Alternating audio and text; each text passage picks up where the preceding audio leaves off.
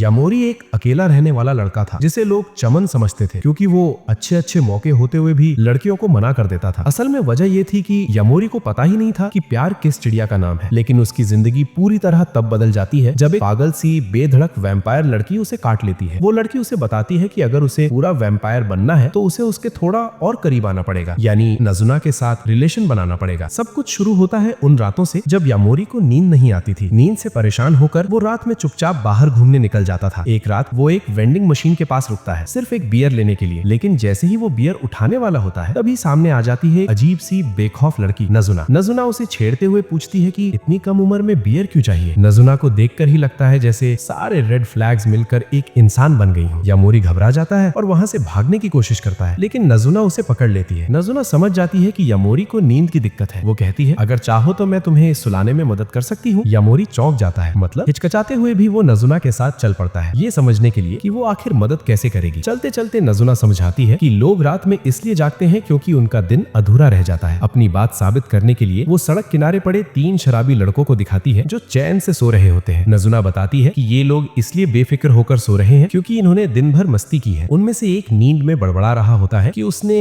Club में 3 dancers के साथ पार्टी की। नजुना उन तीनों को हाई फाइव देती है और आगे बढ़ जाती है। यामोरी हैरान रह जाता है कि ये लड़की अजनबियों से इतनी खुलकर कैसे बात कर रही है। नजुना बस इतना कहती है थोड़ा खुलकर जीना सीखो। यामोरी भी हिम्मत करके एक ड्रंक आदमी से हाई फाइव ले लेता है, लेकिन जब वही आदमी उस पर उल्टी करने ही वाला होता है तो यामोरी तुरंत वहाँ से निकल जाता है। अब वो नजुना के साथ उसके घर जाने का फैसला करता है, बस थोड़ा चिल करने के लिए। हालांकि अंदर से उसे अजीब लग रहा होता है कि वो रात में एक लड़की के साथ अकेला है। घर पहुंचते ही यामोरी की हालत और खराब हो जाती है जब नजुना अचानक अलग ही अंदाज में सामने आती है। फिर वो उसे अपने बेड पर आने को कहती है। यामोरी बिना सोचे बस कह देता है ठीक है, लेकिन जैसे ही दिमाग से खून नीचे जाता है नजुना सब समझ जाती है। वो हंसते हुए कहती है कि उसे बस थोड़ा सा चाहिए। यामोरी उसके साथ लेट तो जाता है, लेकिन अंदर से सतर्क रहता है कि कहीं सुबह तक बाप न बन जाए। कुछ देर बाद नजुना को लगता है कि यामोरी सो गया है। वो मुस्कुराती है और धीरे धीरे उसके पास आती है। फिर वो यामोरी की गर्दन की तरफ झुकती है और खून पी लेती है। नजुना खुद हैरान हो जाती है कि यामोरी का खून इतना अच्छा क्यों है, लेकिन तभी यामोरी उठ जाता है और पूछता है अभी क्या हुआ। उसकी गर्दन पर लाल निशान देखकर वो समझ जाता है कि कुछ गड़बड़ है। नजुना बहाना बनाती है कि किसी बड़े मच्छर ने काट लिया होगा, लेकिन यामोरी ये बात नहीं मानता क्योंकि वही लाल निशान नजुना के होठों पर भी होता है। वो सीधे पूछ लेता है तुम वैम्पायर हो। नजुना सच मान लेती है। यामोरी डर जाता है कि अब वो भी वैम्पायर बन जाएगा, लेकिन नजुना समझाती है कि ऐसा नहीं होता। वो बताती है कि खून पीना बस खाना जैसा है और वो किसी को वैम्पायर बनाने में इंटरेस्टेड नहीं रखती। यामोरी पूछता है कि फिर वो क्यों नहीं बदला। नजुना थोड़ी शर्माते हुए कहती है कि वैम्पायर तभी बनता है जब इंसान वैम्पायर से प्यार करता हो। ये बात कहते हुए नजुना खुद शर्मा जाती है, लेकिन बियर पीकर फिर नॉर्मल हो जाती है। वो साफ साफ समझाती है कि अगर कोई इंसान वैम्पायर से प्यार करता है और वही वैम्पायर उसका खून पी ले तो वो वैम्पायर बन जाता है। ये सब सुनकर यामोरी कहता है कि उसे प्यार समझ ही नहीं आता। वो बताता है कि उसने एक लड़की को इसलिए मना कर दिया था क्योंकि उसे लाइक करना समझ नहीं आया था। लोगों ने उसे गलत समझा और उसी वजह से उसने स्कूल छोड़ दिया। नजुना उसकी बात ध्यान से सुनती है और कहती है कि रात में बाहर घूमना मत छोड़ो। वो कहती है कि अगर तुम रात छोड़ दोगे तो सब बेकार हो जाएगा। इसी पल यामोरी के अंदर कुछ टूट जाता है। वो नजुना से कहता है कि वो वैम्पायर बनना चाहता है। नजुना चौंक जाती है क्योंकि इसके लिए यामोरी को उससे प्यार करना होगा, लेकिन यामोरी को फर्क नहीं पड़ता। वो बस चाहता है कि जिंदगी बोरिंग ना हो। आखिरकार नजुना मान जाती है, लेकिन अपने फायदे के लिए। थोड़ी देर बाद नजुना उसे छत से नीचे फेंक देती है ताकि वो रात का मजा समझ सके, लेकिन गिरने से पहले वो उसे पकड़ लेती है। फिर दोनों आसमान में उड़ते हैं और यामोरी पहली बार रात की असली खूबसूरती देखता है। अगली रात यामोरी फिर से चुपचाप अपने घर से निकल जाता है और नजुना के साथ वक्त बिताने का फैसला करता है। दोनों बात ही कर रहे होते हैं कि नजुना अचानक ऑफ स्प्रिंग बनाने की बात छेड़ देती है। यामोरी तुरंत बोल पड़ता है अरे रुको, थोड़ा शांत हो जाओ। लेकिन जैसे ही यामोरी कहता है कि वो उससे प्यार करेगा और वैम्पायर बन जाएगा, नजुना शर्मा जाती है और उसका चेहरा लाल हो जाता है। मामला तब और बिगड़ जाता है जब यामोरी अपनी गर्दन दिखाकर उससे गुजारिश करता है कि वो उस पर फीड करे। नजुना के लिए ये पल ऐसा होता है जैसे किसी ने अचानक सबसे टेम्पटिंग चीज सामने रख दी हो, लेकिन थोड़ी देर बाद वो खुद को संभाल लेती है और बस इतना कहती है तुम सच में बहुत अच्छे लगते हो। अगले दिन यामोरी पूरे इलाके में नजुना को ढूंढता फिरता है, लेकिन कुछ देर बाद वो खुद ही रुक जाता है क्योंकि अब उसे समझ आ गया है कि अभी वो वैम्पायर नहीं बन सकता, चाहे नजुना उसे अभी फीड क्यों न करे। घर लौटते वक्त अचानक नजुना सामने आ जाती है। यामोरी गुस्से में उससे कहता है कि वो इतनी मुश्किल से क्यों मिलती है। नजुना आराम से जवाब देती है कि वो तो बस किसी अनलकी इंसान को ढूंढ रही थी फीड करने के लिए। ये सुनते ही यामोरी को जलन होने लगती है और गुस्से में कुछ ज्यादा बोल देता है। नजुना अपनी सफाई में कहती है कि वो बस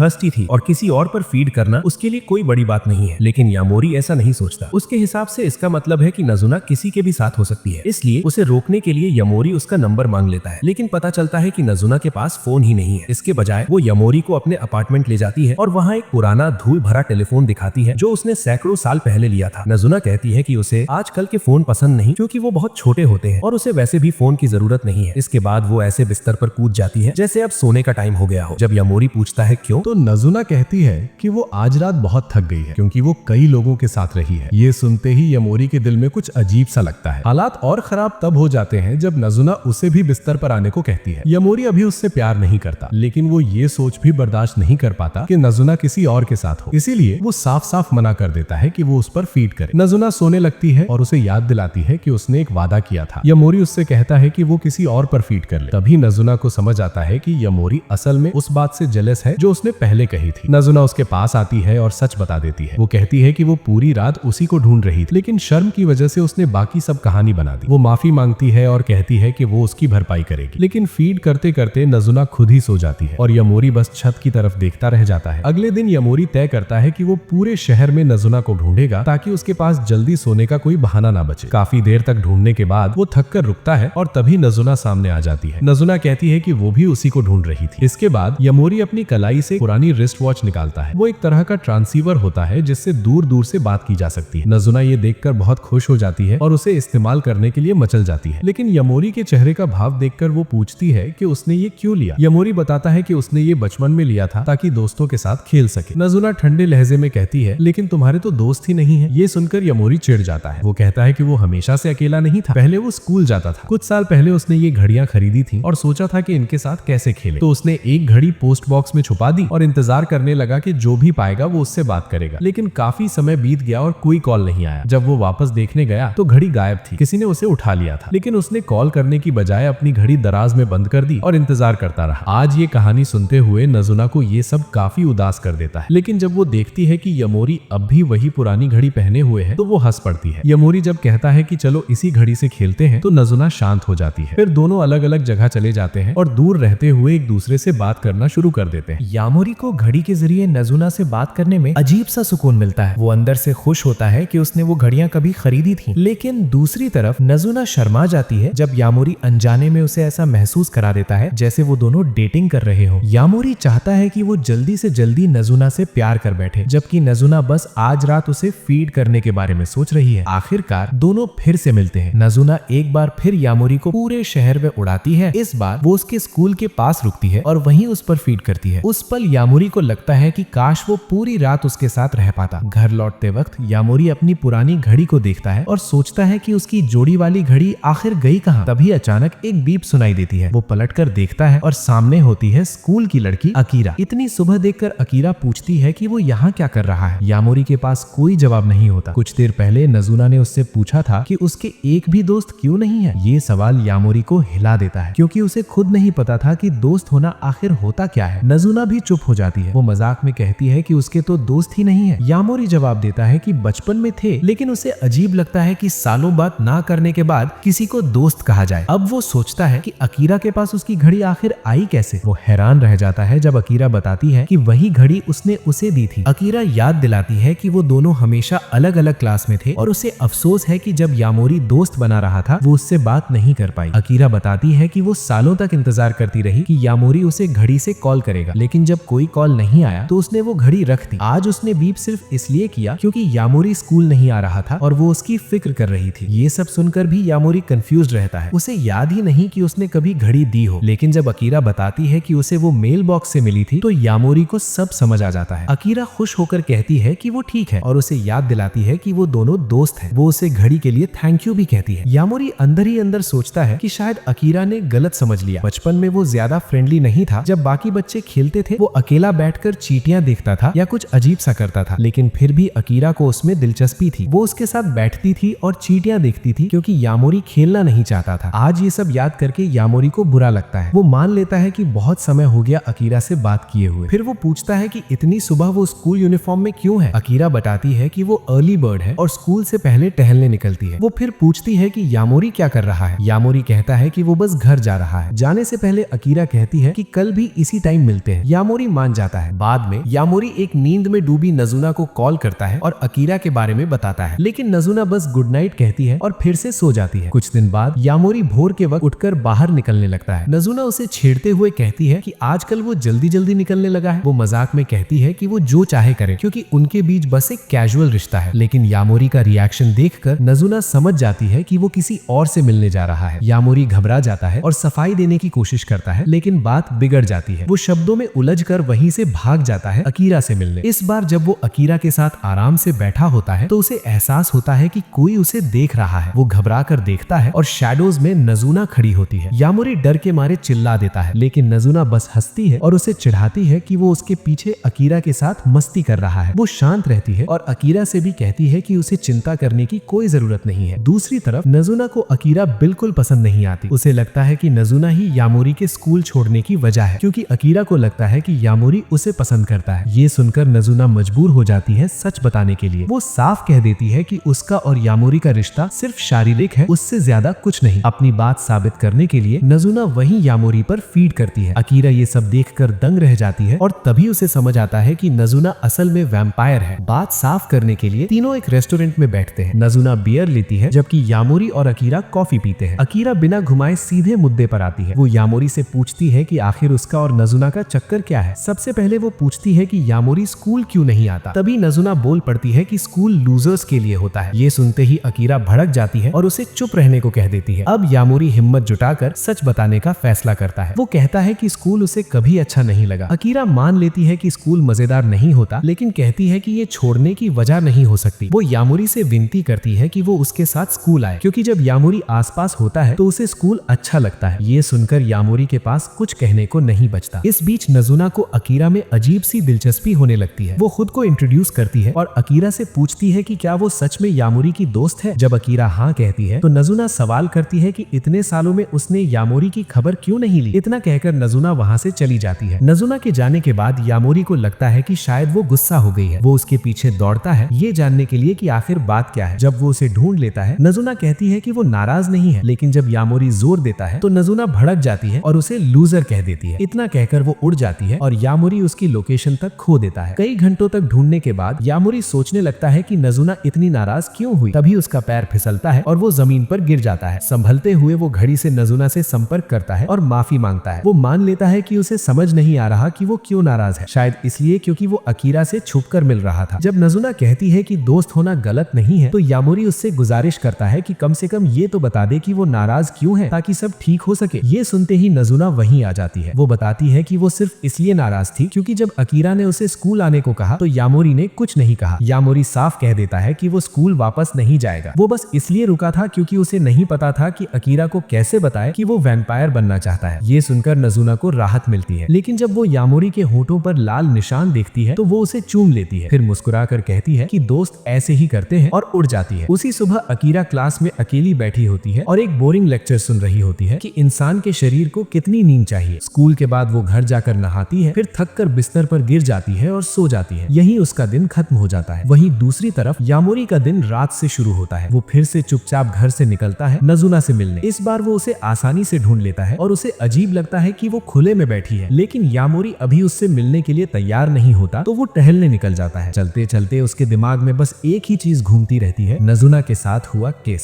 तभी वो एक कपल को किस करते हुए देख लेता है और घबरा जाता है। उसे एहसास होता है कि आमतौर पर प्यार करने वाले लोग ही किस करते हैं। यही यामोरी सोचने लगता है कि कहीं उसे सच में नजुना से प्यार तो नहीं हो गया, और ये सोचते ही वो खुश हो जाता है क्योंकि इसका मतलब है कि वो बस एक बाइट दूर है वैम्पायर बनने से। तभी नजुना सामने आ जाती है और पूछती है कि वो क्या कर रहा था। वो शिकायत करती है कि वो खुले में बैठी थी ताकि यामोरी उसे ढूंढ सके, लेकिन यामोरी कोई जवाब नहीं देता। वो बस मुस्कुराता है, अपनी गर्दन दिखाता है और उससे फीड करने की गुजारिश करता है। ये देखकर नजुना चौंक जाती है क्योंकि उसका दिल जोर जोर से धड़कने लगता है। तो नजुना मौका देखते ही यामोरी पर फीड कर लेती है और सोचती है बाकी क्रेविंग्स बाद में पूरी होंगी। जब फीड खत्म होती है तो यामोरी हैरान होकर पूछता है कि वो अभी तक नॉर्मल क्यों है। नजुना उसे सच बता देती है क्योंकि तुम अभी प्यार में नहीं हो। वो जानती थी कि यामोरी कल रात वाले किस को लेकर काफी एक्साइटेड था, इसलिए वो समझाती है कि जो वो महसूस कर रहा है वो प्यार नहीं बस अट्रैक्शन है। ये सुनते ही जोश से भरा यामोरी एकदम ठंडा पड़ जाता है। उसे समझ आ जाता है कि नजुना के किस के बाद वो सिर्फ एक्साइटेड हुआ था, प्यार में नहीं पड़ा। बिल्कुल चिल रहते हुए नजुना कहती है कि चलो एक और राउंड हो जाए, लेकिन यामोरी पीछे हट जाता है। वो कहता है कि वो खुद को बहकाना नहीं चाहता। उसके दिमाग में ये बैठा होता है कि नजुना ने कई लोगों को किस किया होगा, लेकिन नजुना बता देती है कि वो उसका भी पहला किस था। ये सुनकर यामोरी और भी चौंक जाता है। अगले दिन रात के 12 बजते हैं। अकीरा की नींद खुल जाती है और उसे फिर से नींद नींद नहीं आती तो वो स्कूल की तैयारी करने लगती है। रास्ते में वो यामोरी से टकरा जाती है। यामोरी को अजीब लगता है कि वो इतनी जल्दी जगी हुई है। अकीरा तुरंत समझ जाती है कि यामोरी नजुना से मिलने जा रहा है। वो उसे समझाती है कि उसे सोना चाहिए क्योंकि शरीर को आराम चाहिए, लेकिन यामोरी बात टाल देता है और अकीरा को भी अपने साथ चलने को कह देता है। 1 घंटे बाद नजुना वीडियो गेम में यामोरी को बुरी तरह हरा देती है। यामोरी थक कर बैठ जाता है और अकीरा बस चुपचाप दोनों को देखती रहती है। खेल खत्म होने के बाद नजुना अकीरा को चैलेंज करती है। वो कहती है कि अगर अकीरा हार गई तो उसे किस मिलेगी। किस वाली बात पर अकीरा सीधा मना कर देती है, लेकिन अगले ही पल वो रुक जाती है क्योंकि उसे एहसास होता है कि अगर यामोरी जीता होता तो नजुना उसे किस करती। अकीरा यामोरी की तरफ देखकर कहती है कि वो उसे किसी भी लड़की के साथ देख सकती है, लेकिन नजुना को वो एक अजीब मॉन्स्टर कह देती है। नजुना अपनी सफाई में कहती है कि यामोरी उसे पसंद नहीं करता। फिर वो यामोरी के लिए एक डेटिंग सिमुलेशन गेम चालू कर देती है। अकीरा पूरा गेम देखती है और नोटिस करती है कि यामोरी को अलग अलग टाइप की लड़कियां पसंद है। ये देखकर अकीरा को अंदर से राहत मिलती है क्योंकि वो डर रही थी कि यामोरी और नजुना कुछ ज्यादा ही क्लोज है। जब घड़ी 4 बजाती है, नजुना कहती है कि अब सबको सो जाना चाहिए। यामोरी गेम सेव कर लेता है बाद में खेलने के लिए, लेकिन अकीरा शॉक में होती है कि यामोरी इतने समय से नजुना के साथ सो रहा है। यामोरी सफाई देने की कोशिश करता है, लेकिन नजुना बात और बिगाड़ देती है। वो बोल देती है कि आज रात यामोरी 2 लड़कियों के साथ सोएगा। जैसा तय होता है, नजुना यामोरी को बीच में सुलाती है। अकीरा को ये सब समझने में टाइम लगता है। आखिरकार वो फैसला करती है कि वो अभी स्कूल चली जाएगी, लेकिन यामोरी कहता है कि बाहर जाना डेंजरस है। नजुना याद दिलाती है कि बारिश हो रही है और अम्ब्रेला भी नहीं है। फिर वो अकीरा के सामने ही यामोरी पर फीड कर लेती है। इस बार अकीरा पूछ ही लेती है कि वो बार बार यामोरी पर फीड क्यों करती है। नजुना कहती है कि यामोरी टेस्टी है और वो खुद चाहता है कि वो उस पर फीड करे, लेकिन अकीरा को ये जवाब ठीक नहीं लगता। अकीरा और पूछती है, तभी यामोरी सच बता देता है। वो कहता है कि वो वैम्पायर बनना चाहता है। अकीरा को लगता है कि वो अब तक बन चुका होना चाहिए क्योंकि नजुना उसे कई बार फीड कर चुकी है। यामोरी पूरा प्रोसेस समझाता है। ये सुनते ही नजुना शर्म से लाल हो जाती है क्योंकि इसका मतलब है कि यामोरी को उससे प्यार करना होगा। वो करवट बदल कर कहती है कि अब सब सोते हैं। बिस्तर पर यामोरी अकीरा से माफी मांगता है। वो कहता है कि उसे अपने झमेले में घसीटने का इरादा नहीं था। उसने सच बस इसलिए बताया ताकि अकीरा परेशान ना हो। अकीरा कहती है कि उसे कोई दिक्कत नहीं है। वो यामोरी से कहती है कि वो अपने हाथ छोड़ दे और डरना बंद करे ताकि उसे नींद आ सके। दोनों दिल से बात करते हैं। अकीरा उसे भरोसा दिलाती है कि चाहे वो वैम्पायर बन जाए, वो उसकी दोस्त बनी रहेगी। वो मान लेती है कि एक दिन वो उसे जबरदस्ती स्कूल भी खींच कर ले जाएगी क्योंकि वैम्पायर को भी पढ़ाई की जरूरत होती है। इधर यामोरी उसकी छोटी स्कर्ट्स को देखता रह जाता है और सोचता है कि ये ऊपर क्यों चली जाती हैं। कुछ ही देर में तीनों को नींद आ जाती है। कुछ घंटों बाद अकीरा की नींद खुलती है और उसे एहसास होता है कि वो स्कूल के लिए लेट हो चुकी है। वो जल्दी जल्दी निकलती है। तभी नजुना उसे चढ़ाते हुए कहती है कि शायद ज्यादा सुकून मिल गया था, इसीलिए देर हो गई। अकीरा बाहर से भले कुछ ना कहे, लेकिन अंदर ही अंदर उसे पता होता है कि बात गलत नहीं है। उसी दिन बाद में नजुना नींद से उठती है और थोड़ी चिड़चिड़ी हो जाती है क्योंकि अभी रात नहीं हुई होती। वक्त काटने के लिए वो वीडियो गेम्स खेलने लगती है। एक टॉप रेटेड मैच हारने के बाद उसे याद आता है कि उसका एक पैकेज आने वाला था, लेकिन दिन में सोने की वजह से वो मिस हो गया। गुस्से में वो कन्वीनियंस स्टोर से कुछ सामान लेने निकलती है। रास्ते में एक आवारा बिल्ली से खेलने लगती है, लेकिन थोड़ी देर बाद नजुना को पछतावा होता है क्योंकि बिल्ली से अजीब बदबू आ रही होती है। इसलिए वो एक पब्लिक बाथ में नहाने चली जाती है। जाने से पहले वो अपनी रिस्ट वॉच रिसेप्शन पर छोड़ देती है ताकि चेक हो सके कि वो ठीक चल रही है या नहीं, क्योंकि अभी तक यामोरी का कोई कॉल नहीं आया होता। नहाने के बाद वो इस बात से झुंझला जाती है कि वैम्पायर आईने में अपना रिफ्लेक्शन नहीं देख पाते, लेकिन तभी उसकी घड़ी बीप करती है और वो बात भूल जाती है। बाहर निकलते ही उसकी मुलाकात यामोरी से होती है। यामोरी को यकीन ही नहीं होता कि ये वही नजुना है। खुले बाल और इतने छोटे कपड़ों में वो खुद को संभालने की पूरी कोशिश करता है। नजुना उसे चढ़ाते हुए कहती है कि उसे भी जाकर नहा लेना चाहिए। पब्लिक बाथ में यामोरी का दिमाग बार बार नजुना की तरफ चला जाता है। उसे एहसास होता है कि उसके साथ बिताया गया वक्त उसके अंदर कुछ ऐसे एहसास जगा रहा है जिनका वो आदी नहीं है। कपड़े पहनकर बाहर आता है तो नजुना फिर सामने होती है। बाहर निकलते समय यामोरी इतना खोया रहता है कि नजुना क्या बोल रही है उसे कुछ सुनाई नहीं देता। होश तब आता है जब नजुना उसके सामने आकर खड़ी हो जाती है और वो उससे कह बैठता है कि वो उसे फीड करे। नजुना जो कभी मना नहीं करती तुरंत मान जाती है। असल में यामोरी चाहता है कि वो उसे फीड करे क्योंकि इससे उसका मन शांत होता है और वो अपने दिल की हालत समझ पाता है कि वो उससे प्यार करता है या नहीं। लेकिन नजुना ज्यादा भूखी होती है और कुछ ज्यादा ही कर देती है। हालांकि उसे तकलीफ होती है, फिर भी वो खुद को संभाल नहीं पाता। नजुना के रुकने के बाद वो सांस संभालता है और बैठने के लिए एक जगह दिखाता है, लेकिन वो जगह एक लव होटल निकलती है। नजुना को ये जगह पसंद आ जाती है क्योंकि यहाँ वो खुलकर मस्ती कर सकती है, जबकि यामोरी खुद को रोकने की कोशिश करता रहता है। नजुना उसे उसकी फीलिंग्स के लिए टोकती है और बताती है कि जब वो उसे फीड फीड कर रही थी तब उसे उसके दिल की हालत समझ में आ गई थी। यामोरी मानता है कि वो किसी ऐसे इंसान के बारे में गलत नहीं सोचना चाहता जिसे वो दोस्त मानता है। इस पर नजूना मुस्कुरा कर कहती है कि कभी कभी ऐसे ख्याल आ जाना कोई बुरी बात नहीं होती। नजूना दोबारा उसे फीड करने का इंतजार करती है ताकि वो उसके जज्बातों के अलग अलग स्वाद महसूस कर सके, खास तौर पर इसलिए क्योंकि पिछली बार वो उसे बहुत ज्यादा अच्छा लगा था। इसके बाद नजूना जानबूझकर एक हैवी स्टोरी वाला वीडियो तेज आवाज में चला देती है ताकि आसपास के लोग परेशान हो। बस दिक्कत ये होती है कि पहले उसका पैसा देना पड़ता है। थोड़ी देर बाद नजूना के साथ घूमते हुए यामोरी को याद आता है कि उसने उसे टेस्टी कहा था। यही सोचकर वो थोड़ा असहज हो जाता है क्योंकि इसका मतलब ये भी है कि उसने पहले और लड़कों को टेस्ट किया होगा। वो अभी यही सोच ही रहा होता है कि नजूना आराम से किसी आदमी की तरफ इशारा कर देती है जिस पर वो पहले फीड कर चुकी थी। यामोरी पूरी तरह शॉक हो जाता है। नजूना तुरंत समझ जाती है कि यामोरी को उसके पुराने किस्से सुनना पसंद नहीं है। उसे लगता है कि शायद वो जल रहा है, तो वो कहती है कि उसने पहले लड़कियों पर भी फीड किया है लेकिन अब वो सिर्फ यामोरी पर ही करती है। यामोरी को जिज्ञासा होती है कि उससे मिलने से पहले वो फीड कैसे करती थी। इस पर नजूना बताती है कि वो अपने शिकार को कुछ स्पेशल सर्विसेज के बहाने अपने पास बुलाती थी। अपने अपार्टमेंट में वो अपने काम वाले कपड़े पहनती है और बताती है कि वो पहले एक प्रोफेशनल कडलर थी। कभी कभी मामला थोड़ा आगे भी बढ़ जाता था। ये सुनकर यामोरी हैरान रह जाता है। वो मेन्यू देखता है और मसाज लेने का फैसला करता है। बस फिर क्या, नजूना तुरंत उस पर चढ़ जाती है और काम शुरू कर देती है। बीच में यामोरी के मन में अजीब अजीब ख्याल आने लगते हैं लेकिन वो खुद को समझाता है कि उसके इरादे गलत नहीं है। मामला तब और बिगड़ जाता है जब नजूना उसकी गर्दन के पास आती है। तभी यामोरी को एहसास होता है कि वो पहले अपने क्लाइंट्स को आराम मिलने के बाद जब वो ढीले पड़ जाते थे तब फीड करती थी। वक्त के साथ हालात आगे बढ़ने लगते हैं लेकिन तभी डोरबेल बजती है। नजूना समझ जाती है कि बाहर उसका एक पुराना कस्टमर आया है, कियोसुमी। वो सोच में पड़ जाती है क्योंकि वो पहले ही यामोरी की मसाज करके थक चुकी होती है। इसलिए वो यामोरी से कहती है कि वही कियोसुमी को संभाल ले। कुछ मिनट बाद यामोरी उसे अंदर बुलाता है। जैसे ही कियोसुमी कंफर्म करती है कि उसे मसाज चाहिए, यामोरी वापस जाकर नजूना से मिलता है। पहले वो उसे डांटता है कि थकान का बहाना बनाकर गेम्स क्यों खेल रही है। फिर नजूना उसे समझाने लगती है कि वो कियोसुमी की बॉडी मसाज कर दे। वो उसे लालच देने की कोशिश करती है लेकिन यामोरी मना कर देता है। तब नजूना बताती है कि वो बिल्कुल कंगाल है और पहले कियोसुमी जैसे क्लाइंट्स की वजह से ही उसका खर्च चलता था। कियोसुमी एक कॉर्पोरेट फर्म में काम करती है। वो अपने मेल कॉलीग्स के साथ कंफर्टेबल नहीं रहती क्योंकि वो उसे एक ऑब्जेक्ट की तरह देखते हैं। उसे उनके साथ ड्रिंक पर जाना बिल्कुल पसंद नहीं, इसलिए वो अक्सर रात भर ऑफिस में ही काम करती रहती है। कॉर्पोरेट दुनिया उसे बहुत भारी लगती है। इसी वजह से वो कभी कभी नजूना के पास बॉडी मसाज लेने आ जाती थी। कुछ सेशंस में तो वो खुशी के आंसू तक रो पड़ी थी जिस तरह से नजूना उसे छूती थी। लेकिन अब उसे अजीब लगता है कि आज एक लड़का उसकी मसाज करने वाला है। उधर दूसरे कमरे में यामोरी को ये वादा किया जाता है कि अगर वो अच्छा मसाज करेगा तो उसे एक किस मिलेगी। ये सुनते ही यामोरी तुरंत काम पर लग जाता है। वो कॉस्प्ले नर्स की ड्रेस पहनकर कियोसुमी की मसाज शुरू करता है। कियोसुमी उसे थोड़ा जोर से करने को कहती है और पैसे का ख्याल यामोरी को मोटिवेट करता रहता है। बीच में कियोसुमी उससे उसकी उम्र पूछती है। जब यामोरी सच बताता है तो वो हैरान हो जाती है कि इतनी कम उम्र में वो काम क्यों कर रहा है। यामोरी कहता है कि उसे पैसों की जरूरत है और उसे रात में जागना पसंद है। वो बताता है कि रात में बाहर घूमना, चिल करना, उसे वो एहसास खोना नहीं है। ये सुनकर कियोसुमी का मूड बदल जाता है। उसे अपनी जवानी याद आ जाती है जब वो भी यामोरी की उम्र में थी। स्कूल के दिनों में उसे रात को कन्वीनियंस स्टोर तक टहलना बहुत अच्छा लगता था। अब वो उन रातों को मिस करती है। फिर वो क्यूरियोसिटी से यामोरी से पूछती है कि उसने स्कूल क्यों छोड़ दिया। यामोरी सीधा जवाब देता है क्योंकि बोरिंग लगने लगा था। ये सुनते ही कियोसुमी जोर से हंस पड़ती है। वो मान लेती है कि वो पूरी तरह थक चुकी है, इसी वजह से वो यहाँ आई थी। उसे अपने साथ काम करने वाले लोग बिल्कुल पसंद नहीं। सच ये है कि उसे लोगों के बीच रहना अच्छा नहीं लगता लेकिन अकेले काम भी नहीं कर सकती, इसलिए नौकरी में उसे जबरदस्ती मजे का नाटक करना पड़ता है। ये सब सोचते सोचते उसकी आंखों से आंसू निकलने लगते हैं। वो हर चीज से परेशान हो चुकी होती है लेकिन तभी उसका फोन बजता है, बॉस का कॉल। इतनी रात होने के बावजूद उसे पता होता है कि बॉस उसे ऑफिस बुला रहा है। अगर वो नहीं गई तो उसे इसका अंजाम भुगतना पड़ेगा। ये सुनकर यामोरी चौंक जाता है। उसे लगता है कि ये लड़की भी बिल्कुल उसी जैसी है। वो साफ कह देता है कि वो कहीं नहीं जा रही, आज की रात यहीं रुकेगी क्योंकि उसका सेशन अभी खत्म नहीं हुआ है। अपनी बात साबित करने के लिए वो नजूना को बुलाता है और अगले ही पल नजूना दीवार के आर पार से सामने आ जाती है। ये देखकर कियोसुमी पूरी तरह सन्न रह जाती है। यामोरी उससे विनती करता है कि कियोसुमी को जाने से रोके। नजूना कहती है ठीक है और फिर बिना सोचे समझे कियोसुमी को खिड़की से बाहर फेंक देती है। लेकिन जमीन पर गिरने से पहले ही यामोरी कूदकर उसे पकड़ लेता है। नजूना उन्हें ऊपर से सहारा देती है। हाफते हुए भी यामोरी जिद करता है कि वो वापस काम पर ना जाए लेकिन कियोसुमी कहती है कि उसके पास कोई और रास्ता नहीं है। ये स्कूल जैसा नहीं है जिसे वो आसानी से छोड़ दे। जब बॉस बुलाता है तो उसे जाना ही पड़ता है। तभी यामोरी उसे सच बता देता है कि नजूना एक वैम्पायर है और वो खुद भी वैम्पायर बनना चाहता है ताकि रातों को जी सके। कियोसुमी को ये अजीब भी लगता है और मजेदार भी। वो जोर से हंसने लगती है। उसका मूड हल्का हो जाता है। रात को खुलकर जीने का एहसास पाकर उसे समझ आ जाता है कि वो हमेशा ऐसा नहीं कर सकती। आखिरकार वो वापस अपनी नौकरी पर लौटने का फैसला करती है। जाने से पहले वो यामोरी को धन्यवाद देती है, कहती है कि उसका मन हल्का हो गया है। यामोरी उससे वादा करता है कि जब वो खुद वैम्पायर बनेगा तो उसे भी वैम्पायर बना देगा। बाद में नजुना यामोरी को इस वादे पर टोकती है क्योंकि उसे खुद नहीं पता कि वो वैम्पायर कब बनेगा, लेकिन यामोरी पूरे कॉन्फिडेंस से कहता है कि वो लड़कियों में काफी पॉपुलर है और कियोसुमी को उससे प्यार कराना उसके लिए मुश्किल नहीं होगा। अगले दिन जब यामोरी नजुना के घर आता है तो वो कहती है कि कोई मजेदार चीज सोचो। यामोरी सुझाव देता है मिडनाइट पूल पार्टी। नजुना तुरंत मान जाती है। यामोरी मन ही मन सोचता है कि स्विम सूट में वो कितनी हॉट लगेगी, लेकिन वहां पहुंचकर वो नॉर्मल कपड़ों में आती है। फिर भी यामोरी को अजीब लगता है कि वो स्विम सूट वाली लड़कियों से भी ज्यादा हॉट लग रही है। नजुना जैसे ही ड्रिंक्स लेने जाती है सारे लड़के उस पर लट्टू हो जाते हैं। यामोरी जलने लगता है जब दो लड़के उससे फ्लर्ट करते हैं। पूछने पर नजुना बताती है कि वो यामोरी के साथ आई है, लेकिन जब लड़के उसे ड्रिंक ऑफर करते हैं तो वो कह देती है कि यामोरी शायद घर चला गया है और उनकी ड्रिंक एक्सेप्ट कर लेती है। ये देखकर यामोरी और ज्यादा जल जाता है। वो खुद आगे बढ़कर नजुना को वहां से खींचकर बाहर ले आता है। वो साफ साफ कह देता है कि उसे ये पूल पार्टी बिल्कुल मजेदार नहीं लगी। उसे अच्छा नहीं लगा कि वहां हर लड़का उसे घूर रहा था। यामोरी उदास देखकर नजुना को दूसरे पूल में ले जाती है, इस बार उसके स्कूल के पूल में, जहां सिर्फ वही दोनों होते हैं। 5 मिनट भी नहीं बीतते कि यामोरी बिल्कुल नॉर्मल हो जाता है, जैसे उसे गुस्सा आया ही नहीं था। वो उसे फीड करने भी देता है और उसके बाद क्या हुआ वो कैमरा नहीं दिखा पाया। वीकेंड पर यामोरी चुपचाप बाहर निकलता है। वो नहीं चाहता कि स्कूल का कोई उसे देख ले। तभी कोई उसे आवाज देता है। वो कियोसुमी होती है। वो भी परेशान होती है कहीं उसका कोई कॉलीग या बॉस ना दिख जाए। वो यामोरी को एक ड्रिंक खरीद कर देती है। वो उसे धन्यवाद देती है उस वादे के लिए कि वो उसे वैम्पायर बनाएगा। सिर्फ उस ख्याल से ही उसे अच्छा लगता है। जब वो चली जाती है तो यामोरी को अजीब लगता है। उसे आज तक किसी ने कुछ गिफ्ट नहीं दिया था, लेकिन तभी बारिश शुरू हो जाती है और वो अपने ख्यालों से बाहर आ जाता है। छाया के नीचे खड़े होकर यामोरी देख रहा होता है कि एक लड़की किसी लड़के को साफ मना कर देती है। अचानक वही लड़की उसकी तरफ हाथ हिलाती है। यामोरी चौंक जाता है। जब उसके ड्रिंक लेने का टाइम आता है वो लड़की खुद उसके पास आ जाती है। उसका नाम सिरी होता है। सिरी काफी हॉट है। इसी वजह से यामोरी को अजीब लगता है कि वो उससे बात क्यों करना चाहती है। सिरी बताती है कि थोड़ी देर पहले वाला लड़का उसे पैसे देने को तैयार था, बस उसे बाहर ले जाने के लिए। यामोरी को यह सुनकर बुरा लगता है, लेकिन सिरी हंसते हुए कहती है कि उसे हिट होना अच्छा लगता है। असल में उसने उस लड़के को इसलिए मना किया था क्योंकि वो उसका टाइप नहीं था। यामोरी ये सब समझ ही रहा होता है कि गलती से उसकी नजर सिरी के कर्व्स पर चली जाती है, लेकिन पकड़े जाने पर भी सिरी बुरा नहीं मानती, बल्कि अपनी शर्ट थोड़ा खोलकर उसे और साफ नजारा दिखा देती है। यामोरी खुद को रोकने की कोशिश करता है, लेकिन सिरी उसका ड्रिंक उठाकर चली जाती है। जाने से पहले वो कह देती है कि उसे यामोरी में दिलचस्पी है। यामोरी सिर्फ इसलिए उसके पीछे जाता है ताकि अपना ड्रिंक वापस ले सके और ये पक्का कर सके कि वो सेफ है। एक कोने में पहुंचकर सिरी उसे गले लगाती है और कहती है कि उसे अच्छा लगा कि कोई उसके बारे में फिक्र कर रहा है। अजीब बात ये होती है कि वो यामोरी का नाम लेती है, जबकि उसने अभी तक अपना नाम बताया ही नहीं था। पीछे हटने से पहले सिरी अचानक यामोरी को फीड करने की कोशिश करती है। तभी कहीं से नाजुना आ जाती है और सिरी का हाथ नोच डालती है। यामोरी सन्न रह जाता है। अब उसे समझ आता है कि सिरी शुरू से ही वैम्पायर थी। सिरी नाजुना को चिढ़ाती है कि वो सिर्फ यामोरी पर ही जी रही है। वो पूछती है कि नाजुना ने अब तक यामोरी को वैम्पायर क्यों नहीं बनाया, जबकि ऐसा करना वैम्पायर रूल्स के खिलाफ है। लेकिन जब सिरी यामोरी का पूरा खून पीने की धमकी देती है तो नाजुना आपा खो देती है और उसे बुरी तरह पीट देती है। तभी एक और वैम्पायर कबुरा वहां आती है और यामोरी को अपने साथ ले जाती है। कबुरा उसे उड़ाकर 3 और वैम्पायर लड़कियों के पास ले जाती है। तीनों उसे गर्मजोशी से वेलकम करती हैं। यामोरी को एहसास होता है कि सारे वैम्पायर्स बेहद हॉट होते हैं। उनमें से एक निको यामोरी का ध्यान खींचती है और कहती है कि वो उनमें से किसी को भी चुन सकता है। वो ये भी साफ कर देती है कि उसके पास ज्यादा वक्त नहीं है। अगर उसने किसी को नहीं चुना तो उसे मार दिया जाएगा, क्योंकि वो उनके अस्तित्व के बारे में बहुत कुछ जान चुका है। जब यामोरी कहता है कि वो नाजुना को चाहता है तो सारी वैम्पायर्स शॉक हो जाती हैं। निको हैरान होकर पूछती है कि 4 सबसे हॉट वैम्पायर्स को छोड़कर वो नाजुना को क्यों चुन रहा है। मिदोरी इसे हल्के में लेती है। उसे भरोसा होता है कि वो यामोरी को अभी भी अपनी तरफ खींच सकती है। आखिर वो अब भी वर्जिन है। कंपटीशन बढ़ता देखकर निको भी यामोरी को लुभाने की कोशिश करती है, लेकिन यामोरी उसकी तुलना नाजुना से कर देता है, जिससे निको को जोर का झटका लगता है। असल में वैम्पायर्स को नाजुना पसंद नहीं है, क्योंकि वो इंसानों को फंसाकर वैम्पायर बनाने में दिलचस्पी नहीं रखती, जबकि उनकी जाति के लिए ये जरूरी है। उधर नाजुना सिरी से लड़ाई खत्म करके समझ जाती है कि बाकी वैम्पायर्स क्या करने वाली हैं। सिरी को तब और झटका लगता है जब नाजुना कहती है कि वो किसी को वैम्पायर बनाने वाली है। सिरी सोचती है कि यामोरी तो बस नाजुना का टाइम पास था, लेकिन सबसे बड़ा शौक तब लगता है जब नाजुना साफ कहती है कि वो यामोरी को वैम्पायर बनाना चाहती है। वापस वैम्पायर मीटिंग में मिडोरी अपनी ताकत इस्तेमाल करती है, एक ऐसा इल्यूजन जिसमें एंडलेस सेडक्शन होता है। वो यामोरी को फंसाने की कोशिश करती है, लेकिन जब यामोरी उसे मना कर देता है तो मिडोरी सन्न रह जाती है, क्योंकि आज तक किसी लड़के ने उसे ना नहीं कहा था। दूसरी तरफ हत्सुका चेतावनी देती है कि अगर यामोरी ने किसी को नहीं चुना तो उसे मार दिया जाएगा। तभी यामोरी सबको चौंका देता है और कहता है कि वो हमेशा से वैम्पायर बनना चाहता था। निक्को को पहले लगता है कि वो अपनी जान बचाने के लिए झूठ बोल रहा है, लेकिन जब वो कहता है कि वो नाजुना से प्यार करना चाहता है तो नाजुना वहीं आ जाती है। वो पूरे 5 मिनट तक कुछ बोल ही नहीं पाती। हिम्मत जुटाकर वो यामोरी से कहती है कि वो उसके साथ चले, लेकिन निक्को उसे रोक लेती है और कहती है कि उसे सबको जवाब देना होगा। वो पूछती है कि नाजुना आखिर यामोरी को प्यार में कैसे डालेगी। जल्द ही सबको समझ आ जाता है कि नाजुना के पास कोई प्लान नहीं है। इसी मौके का फायदा उठाकर कबूरा यामोरी को रिझाने की कोशिश करती है और जानना चाहती है कि उसमें ऐसा क्या खास है। लेकिन इससे पहले कि वो कुछ कर पाए, नाजुना उसे धमकी देती है कि अगर उसने हद पार की तो वो उसे वहीं खत्म कर देगी। जब निक्को उसे रोकते हुए कहती है कि बस बहुत हो गया, तो वो साफ बोलती है कि उसे सिर्फ नाजुना के असली इरादे जानने हैं, क्योंकि सच ये है कि नाजुना ने कभी किसी को वैम्पायर बनाने की इच्छा नहीं रखी। उसी वक्त यामोरी सामने आकर बोलता है कि नाजुना उसे इसलिए चाहती है क्योंकि उसका टेस्ट अच्छा है, और ये भी कि नाजुना से मिलने के बाद वो दिल से वैम्पायर बनना चाहता है। इतना कहने के बाद भी निक्को और बाकी वैम्पायर्स मानने को तैयार नहीं होते। उनका कहना होता है कि नाजुना झूठ भी बोल सकती है, इसलिए वो उसके असली इरादे सुनना चाहते हैं। तब यामोरी उन्हें बताता है कि नाजुना ने इस बात से सहमति दी थी कि वो उससे प्यार करेगा, लेकिन जो बात सबको चौंका देती है वो ये होती है कि यामोरी ऐसे बात कर रहा होता है जैसे उसके पास वैम्पायर बनने के लिए दुनिया भर का वक्त हो। उनके चेहरे पर शौक देकर यामोरी पूछता है क्या हुआ। तब निक्को उसे बताती है कि अगर वो 1 साल के अंदर वैम्पायर नहीं बना तो वो कभी नहीं बन पाएगा। ये सुनते ही यामोरी सन रह जाता है। वो नाजुना की तरफ देखता है तो वो कहती है कि वो ये बात उसे बताना भूल गई थी, बस इसलिए ताकि वो परेशान ना हो। इतना कहकर नाजुना वहीं उसे किस कर लेती है और बोलती है कि ये कियासुमी को मसाज देने की पेमेंट है। फिर वो यामोरी को अपने साथ ले जाती है। रास्ते में चलते हुए यामोरी अब तक हुई सारी बातों के बारे में सोचता है और उसे एहसास होता है कि शायद वो खुद को बड़ी मुसीबत में डाल चुका है। नाजुना उसका उतरा हुआ चेहरा देख लेती है और पूछती है कि क्या हुआ, लेकिन यामोरी बात टाल देता है और बस इतना कहता है कि उसे खुशी है कि वो सबसे पहले उसी से मिला। बाद में यामोरी सब कुछ अकीरा को बता देता है, यहाँ तक कि ये भी कि उसके पास वैम्पायर बनने के लिए एक डेडलाइन है। अकीरा सुनते ही कहती है कि वो बहुत बुरा फंस गया। यामोरी को असली डर तब लगता है जब अकीरा उसे समझाती है कि अगर वो 1 साल में वैम्पायर नहीं बना तो बाकी वैम्पायर्स उसे मार भी सकते हैं। ये सुनकर यामोरी बुरी तरह घबरा जाता है। उसे लगता है कि वो 1 साल के अंदर मर सकता है, लेकिन जब अकीरा कहती है कि वो उसकी मदद करेगी तो वो थोड़ा शांत हो जाता है। सुबह होते ही अकीरा स्कूल के लिए निकल जाती है। रास्ते में वो सोचती है कि यामोरी ठीक रहेगा या नहीं। उसे याद आता है कि वो हमेशा से स्कूल में एक तेज दिमाग वाला लड़का था, तो फिर अब वो इतना बेवकूफ क्यों बन गया है। तभी वो अपने ख्यालों से बाहर आती है जब वो सीढ़ियों पर सोते हुए अपने पुराने दोस्त महारू से टकरा जाती है। जब वो पूछती है कि वो यहाँ क्यों सो रहा है तो महारू बताता है कि वो पूरी रात उस लड़की के साथ था जिसे वो पसंद करता है। वो कहता है कि क्योंकि वो लड़की देर से काम से लौटती है इसलिए वो रात में ही उसके साथ रहता है। ये सुनकर अकीरा समझ जाती है कि वो लड़की उससे बड़ी है। महारू हंसते हुए कहता है कि बड़ी उम्र वालों का टेस्ट बेहतर होता है। अकीरा उसे जज करने ही वाली होती है कि महारू यामोरी के बारे में पूछ लेता है। वो कहता है कि यामोरी स्कूल नहीं आ रहा और उसे अकीरा और यामोरी के साथ पुराने दिनों की मस्ती याद आती है। ये सुनकर अकीरा सोच में पड़ जाती है, क्योंकि असल में वो लोग तब भी ज्यादा साथ नहीं रहते थे। महारू हमेशा पॉपुलर लड़का था, उसके चारों तरफ दोस्त ही दोस्त रहते थे। इसी वजह से अकीरा और यामोरी उसके साथ ज्यादा समय नहीं बिता पाते थे। जाते जाते महारू कहता है कि यामोरी को उसकी तरफ से हेलो बोल देना, क्योंकि वो हाल फिलहाल उसे याद कर रहा था। महारू के जाने के बाद अकीरा अब भी यही सोचती रहती है कि उसे बड़ी उम्र वाली औरतें पसंद है। उसे एलिमेंट्री स्कूल का एक सीन याद आता है जब वो और यामोरी चींटियां देख रहे थे और महारू आया था। उसने यामोरी को अपने बेसबॉल टीम में शामिल होने को कहा था। यामोरी ने मना कर दिया था क्योंकि उसे खेलना नहीं आता था, लेकिन महारू ने बेसिक सिखाने का वादा किया तो वो मान गया था। प्रेजेंट में अकीरा देखती है कि महारू के पास अब खुद के लिए भी वक्त नहीं है और वो चाहती है कि काश उसे ठीक से नींद मिल पाए। शाम को जब यामोरी टहल रहा होता है तभी सीरी अचानक सामने आ जाती है। यामोरी घबरा जाता है, उसे पिछली मुलाकात याद आ जाती है। वो भागने की कोशिश करता है लेकिन सीरी उसे रोक लेती है और वादा करती है कि वो उसे नुकसान नहीं पहुंचाएगी। वो उससे थोड़ा सा बाइट मांगती है लेकिन यामोरी तुरंत मना कर देता है। जब वो वहां से भाग नहीं पाता तो सीरी उसकी बातें सुनती है। यामोरी शिकायत करता है कि 1 साल बहुत कम वक्त है वैम्पायर बनने के लिए। उसे लगता है कि वो कभी लव को समझ ही नहीं पाएगा। सीरी उसकी मासूम बातें सुनकर अपना आपा खोने ही वाली होती है। फिर वो यामोरी को नाजुना से प्यार करने के कई तरीके बताती है। इस बातचीत के बाद यामोरी सीधे नाजुना के घर पहुंचता है और उससे डेट पर चलने की भीख मांगता है। नाजुना बिना सोचे मना कर देती है। यामोरी उस पर भड़क जाता है और कहता है कि वो वीडियो गेम्स को उससे ज्यादा प्रायोरिटी दे रही है। नाजुना ताना मारती है कि वो अभी उसके लायक नहीं है। इस पर यामोरी बोलता है कि वो ग्रो करेगा और रात में स्मैश करने लायक बनेगा। ये सुनकर आखिरकार नाजुना मान जाती है और उसके साथ बाहर जाने को तैयार हो जाती है। लेकिन मूवी डेट पर नाजुना जल्दी बोर हो जाती है। थोड़ी ही देर में उसे समझ आ जाता है कि ये पूरा आइडिया सीरी का था। भले ही यामोरी इतना डरा हुआ है कि उसका नाम तक लेने की हिम्मत नहीं कर पा रहा। नाजुना एक एक करके बाकी एक्टिविटीज के बारे में सोचती है लेकिन उसका इंटरेस्ट पूरी तरह खत्म हो जाता है और वो उसी रात यामोरी को छोड़कर चली जाती है। बाद में यामोरी बिस्तर पर पड़ा यही सोचता रहता है कि उससे गलती कहाँ हो गई। उधर नाजुना को उसकी प्यास लगने लगती है और उसे एहसास होता है कि अब उसे खाने के लिए इस्तेमाल करने का टाइम आ गया है। इसलिए आधी रात के आसपास वो सामने आती है और यामोरी को बाहर ले जाती है रात का आसमान दिखाने के बहाने। थोड़ी देर उड़ने के बाद वो रुकती है, उससे फीड करती है और काम खत्म होते ही उसे छोड़कर चली जाती है। यामोरी उसे ढूंढते हुए लगातार बड़बड़ाता रहता है कि वो कहाँ चली गई। तभी उसकी नजर सड़क पर महारू और उसके कुछ दोस्तों पर पड़ती है तो वो उनसे बचने के लिए छुप जाता है। लेकिन जैसे ही उसे लगता है कि अब वो सेफ है, महारू वापस मुड़ता है और उसे आवाज देकर हेलो बोल देता है। फिर वो उसे एक शांत सी जगह पर ले जाता है और यामोरी को यकीन ही नहीं होता कि महारू को अब भी वो याद है। महारू मुस्कुराते हुए कहता है कि वो दोस्त है और उसे याद दिलाता है कि अकीरा भी उनके ग्रुप में थी। पहले यामोरी जानता था कि अकीरा और महारू दोस्त हैं, लेकिन अकीरा के सामने वो हमेशा नर्वस रहता था और समझ नहीं पाता था कि उससे कैसे बात करे। महारू के साथ ऐसा कभी नहीं था, क्योंकि वो वही कूल लड़का था जो किसी के साथ भी घुल मिल जाता था। ऊपर से उसके पेरेंट्स का फ्लावर शॉप था, इसलिए उसके बारे में किसी के मुंह से कभी कुछ गलत सुनने को नहीं मिलता था। आज के टाइम में यामोरी को अच्छा लगता है कि महारू अब भी उसे दोस्त मानता है, लेकिन तभी वो चौंक जाता है जब अकीरा अचानक सामने आ जाती है। आधी रात होने के बावजूद अकीरा अभी अभी उठी होती है और बिना देर किए यामोरी को एक्सपोज कर देती है कि वो स्कूल छोड़कर रात में किसी लड़की के साथ घूम रहा है। वो चाहती है कि महारू उसे समझाए, लेकिन तभी महारू चला जाता है क्योंकि उसकी स्टेप मम्मी उसे बुला रही होती है। उधर नाजुना बियर पी रही होती है और ये सोच रही होती है कि यामोरी कहाँ गया। तभी वो लड़का सामने आ जाता है। थोड़ी देर पहले नाजुना ने महारू को किसी लड़के के साथ देखा था और उसे अजीब सा लगा था, क्योंकि महारू जैसे लड़के लिमिट्स में होने चाहिए। अब वो यामोरी का हाथ पकड़ती है और उसके साथ रात में टहलने निकल जाती है। दूसरी तरफ सीरी अकेली बैठी होती है और परेशान हो रही होती है, क्योंकि कई लड़कों ने उसके डीएम में मैसेज भर दिए होते हैं। दिल से उसे ये सब बिल्कुल पसंद नहीं। एक वक्त उसने सोचा था कि उनमें से किसी को वैम्पायर बना दे, लेकिन अब उसका मन भी नहीं है। यही सोचते हुए वो पलटती है और सामने यामोरी को देखकर खुश हो जाती है। लेकिन जैसे ही वो उसे हक करने बढ़ती है, नाजुना उसे जोरदार लात मार देती है। सीरी जैसे तैसे संभलती है और यामोरी पूछता है कि नाजुना ने ऐसा क्यों किया। नाजुना कहती है कि वो बस उसकी प्रोटेक्शन कर रही थी। वो बताती है कि सीरी का चेहरा देखते ही उसके पैर अपने आप हिलने लगते हैं, इसलिए उसने किक मार। लेकिन यामोरी को ये बिल्कुल भी कूल नहीं लगता। अब वो मजबूर होकर देखता है कि दोनों पेटी वैम्पायर्स इस बात पर लड़ रही हैं कि आज रात उसे डैडी कौन बोलेगा। आखिरकार सीरी हार मान लेती है और जाते जाते कहती है कि वो बस यामोरी को टीज करना चाहती थी। लेकिन यामोरी को लगता है कि कुछ तो गड़बड़ है। वो नाजुना को छोड़कर सीरी के पीछे चला जाता है और पूछता है कि क्या हुआ। कब और कैसे दोनों करियोके स्पॉट पहुंच जाते हैं पता ही नहीं चलता। वहां सीरी कैजुअली कंप्लेन करती है कि कितने ज्यादा लड़के उसे मैसेज कर रहे हैं। अपने नर्व्स शांत करने के लिए वो गाना गाने का फैसला करती है, लेकिन यामोरी को उस तरह के गाने पसंद नहीं आते। वो नया गाना होने के बावजूद लिरिक्स नहीं जानता और उल्टा 20 साल पुराना गाना चुन लेता है जो उसके पैदा होने से भी पहले आया था। तभी सीरी को एहसास होता है कि इस लड़के की जिंदगी में नाजुना के साथ रात बिताने के अलावा कुछ नहीं है। वो उसे रोस्ट करने ही वाली होती है कि तभी दरवाजे पर एक क्रीपी सा आदमी आ जाता है। उसका नाम होता है आकियामा। जिस तरह वो दरवाजा पीटता है, यामोरी डर जाता है, लेकिन सीरी पहले से जानती है कि वो उसी के लिए आया है। आकियामा बार बार उसका नाम लेकर गिड़गिड़ाता है कि वो बस उसकी बात सुन ले। सीरी उसे पूरी तरह इग्नोर करती है, जबकि यामोरी की हालत खराब हो जाती है। वो सोचने लगता है कि सीरी इतनी शांति से ये सब कैसे हैंडल कर पा रही है, लेकिन सीरी समझाती है कि उसके पीछे और भी स्टॉकर्स हैं जो उसके लिए पागल बने रहते हैं। मतलब उसे इसकी आदत हो चुकी है। फिर भी यामोरी को असुरक्षित महसूस होता है क्योंकि आकियामा लगातार दरवाजा पीट रहा होता है। तब सीरी उसे बाहर जाने को कहती है और वो बिना कुछ बोले मान जाता है। यामोरी अभी ये सब समझ ही रहा होता है कि वो सीरी से पूछ बैठता है कि वो इस प्रॉब्लम को हैंडल कैसे करेगी। सीरी आराम से बोल देती है कि वो आकियामा को मार देगी। पहले तो यामोरी को लगता है कि वो मजाक कर रही है, लेकिन जब वो उसके चेहरे का भाव देखता है तो समझ जाता है कि वो बिल्कुल सीरियस है। वो तुरंत उसे रोकता है और कहता है कि ऐसा मत करो। लेकिन जब सीरी फिर भी अड़ी रहती है तो यामोरी उसे सुनाता है कि उसकी स्पीशीज कितनी एंटाइटल्ड बनकर रहती है। इस पर सीरी भी पलटकर जवाब देती है। वो कहती है कि असली एंटाइटल्ड तो इंसान होते हैं और जिंदगी लेने का हक सिर्फ उन्हीं का नहीं है। उसे नफरत है कि इंसान वैम्पायर्स को जज करते हैं जब वो वही काम करते हैं जो इंसान खुद करते आए हैं। बहस बढ़ती ही जा रही होती है कि तभी आकियामा फिर से दरवाजे पर आ जाता है। वो सोचता है कि ये लड़ाई उसकी वजह से हो रही है और वो पूरी तरह टूट जाता है। उसकी आंखों में जो नजर आता है उसे देखकर यामोरी समझ जाता है कि वो बहुत ज्यादा आगे निकल चुका है। फिर भी जब सीरी उसे मारने बढ़ती है, यामोरी उसे बचा लेता है। जैसे ही सीरी दोबारा हमला करने वाली होती है, यामोरी भागता है और आकियामा को जबरदस्ती अपने साथ घसीट ले जाता है। कई गलियां पार करने के बाद यामोरी रुककर सांस लेता है, लेकिन आकियामा को अपनी जान की नहीं बल्कि सीरी के साथ अपने रिश्ते की चिंता होती है। वो सोचता है कि यामोरी शायद सीरी के साथ सो चुका है या कुछ वैसा ही, लेकिन असली शौक तब लगता है जब वो कहता है कि उसे खुद नहीं पता कि सीरी उसे पसंद भी करती है या नहीं। तभी यामोरी को जोर का झटका लगता है कि शायद वो खुद सीरी से प्यार करने लगा है। और जब आकियामा ये कंफर्म करता है तो यामोरी उससे गिड़गिड़ाकर पूछता है कि प्यार महसूस कैसा होता है। कुछ महीने पहले थोड़ा नशे में आकियामा की पहली बार सीरी से मुलाकात हुई और दोनों डेट पर गए थे। वक्त के साथ दोनों काफी करीब आ गए, लेकिन सीरी का बार बार टीज करना और फ्लर्ट करना आकियामा को अधूरा लगने लगा। वो उससे और चाहता था। धीरे धीरे जब वो उसके साथ नहीं होता तो उसे अंदर से दर्द होने लगता था। इसीलिए वो उसके फोन पर लगातार मैसेजेस भेजता था। आज भी उसे नहीं पता कि सीरी उसके बारे में क्या सोचती है। उसे लगता है कि शायद वो उसके पीछे उसके बारे में गलत बातें कह रही है। यामोरी ये बात मान लेता है, लेकिन तभी जब वो उसे समझाने की कोशिश कर रहा होता होता है, सिरी सामने आ जाती है। वो यमोरी से हटने को कहती है ताकि वो आकियामा को मार सके। फिर वो आकियामा से माफी मांगती है कि इतने दिनों तक उससे फ्लर्ट करती रही। वो बताती है कि वो एक जानलेवा वैम्पायर है। वो ये भी मान लेती है कि वो मर्दों को अपने प्यार में फंसाती है ताकि उन्हें वैम्पायर बना सके। लेकिन जैसे ही वो फिर से आकियामा को मारने की बात करती है, यमोरी साफ मना कर देता है। दरअसल वो पहले ही अपनी घड़ी से नाजुना को सिग्नल भेज चुका होता है। जैसे ही सिरी हमला करने बढ़ती है, नाजुना वहां पहुंच जाती है और उसे बुरी तरह पीट देती है। वो धमकी देती है कि अगर यमोरी के बाल का भी एक रेशा गायब हुआ तो वो सिरी को जान से मार देगी। लेकिन सिरी कहती है कि उसका टारगेट सिर्फ